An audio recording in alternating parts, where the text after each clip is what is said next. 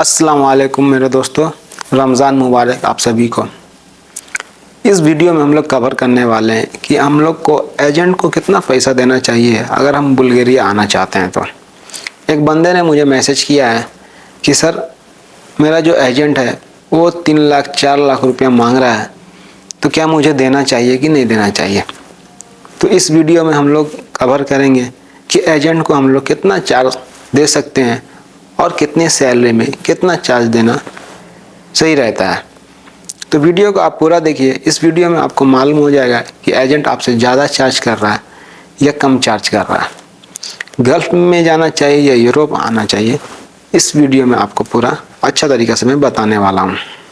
तो जब आप फ्रेशर के थ्रू जाते हैं, चाहे आप यूरोप में आए या गल्फ में जाएं, आपको सैलरी लगभग सेम होता है।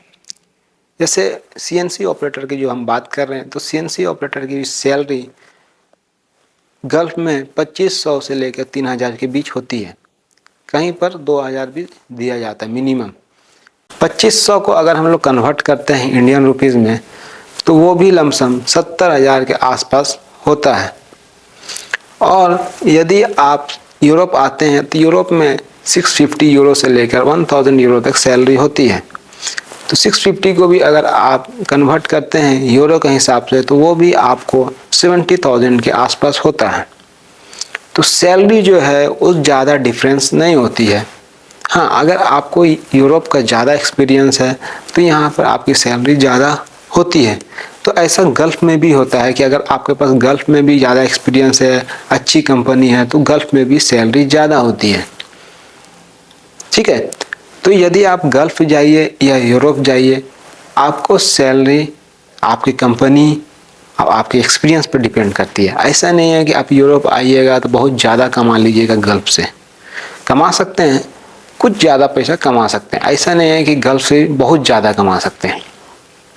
ठीक है।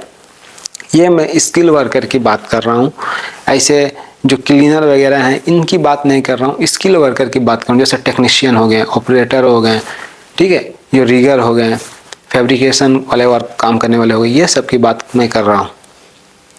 अब जो बंदा ने मुझे पूछा है कि क्या हम लोग को 3.5 लाख रुपये दे के आना चाहिए। दोस्तों, अगर आपकी सैलरी 1000 यूरो से ज़्यादा है तो आप 3 लाख से ज़्यादा 1 रुपया ना दें। 3 लाख बहुत ज़्यादा होता है अगर 1000 यूरो सैलरी है। और अगर आपकी सैलरी 600 है, 500 है, 700 है, तो आपको 3 लाख देने की ज़रूरत नहीं है। ठीक है, क्योंकि इतना पैसा नहीं लगता है आने में। जो वर्क परमिट होता है वो कंपनी अप्लाई करती है, वो जो भी खर्चा होता है वो कंपनी देती है। और जो फ्लाइट टिकट होता है वो भी ज़्यादातर कंपनी देती है। और यदि आपको एजेंट दे रहा भी है फ्लाइट टिकट, तो वो 35 से 40 हज़ार रुपया उसका लगेगा। तो 3 लाख में वो आपका उसका इन्वेस्टमेंट मैक्सिमम 50,000 से लेकर 1 लाख तक होता है। और जो 2 लाख होता है वो उसका प्रॉफिट होता है। तो 3 लाख देने की ज़रूरत नहीं है दोस्तों। आप कुछ ऐसे कंसल्टेंसी को पकड़िए, अच्छे कंसल्टेंसी को पकड़िए, वो आपसे इतना चार्ज नहीं लेंगे। या आप ऑनलाइन रिसर्च कीजिए, ऑनलाइन भी आप लोग को बहुत सारे रिक्रूटमेंट मिल सकती है, जो सारा प्रोसेस आपकी कंपनी कराती है। आपको कुछ भी करने की ज़रूरत नहीं है, और जो भी खर्चा है वो कंपनी प्रोवाइड करती है। तो यहाँ पर एक बात रहता है कि अगर आपका 700 यूरो 600 यूरो सैलरी है तो आपको कितना दे के आना चाहिए। मैक्सिमम 1.5 लाख से लेकर 2 लाख के बीच आपको दे के आना चाहिए। इससे ज़्यादा यूरोप में पैसा नहीं लगता है। बहुत सारे अभी यूट्यूब पे वीडियो बना रहे हैं 5 लाख 7 लाख 8 लाख। इतना पैसा क्या चीज़ लगता है वो आप उनसे पूछिए, क्योंकि वर्क परमिट अगर वो खुद भी अप्लाई करेंगे कंपनी को चार्जेस दे के, तो भी वर्क परमिट में इतना पैसा नहीं लगता है। ठीक है। और जो वीज़ा एम्बेसी फ़ी है वो 15,000 से लेकर 12,000 के बीच ऐसा होता है। तो इन्वेस्टमेंट इतना नहीं है, लेकिन एजेंट वगैरह बहुत ज़्यादा चार्ज मांग रहे हैं, क्योंकि इसका यूरोप का डिमांड बढ़ रहा है। शेंजन कंट्री के कारण ये इतना डिमांड हो चुका है। अब बात करते हैं कि बहुत सारे अभी मिथ मार्केट में फैल रहे हैं कि शेंजन बुल्गारिया शेंजन हो गया, इस वजह से मार्केट शेंजन होने से कोई भी प्रॉफिट नहीं है वर्कर को, इतना आप ध्यान में। क्योंकि अगर आप इस कंपनी में काम करने के लिए आ रहे हैं तो यहाँ से आप दूसरी जगह काम नहीं कर सकते हैं। ये पहले होता था लेकिन अभी नहीं होता, ना ही आपका कोई डॉक्यूमेंट बन सकता है लीगल, ठीक है।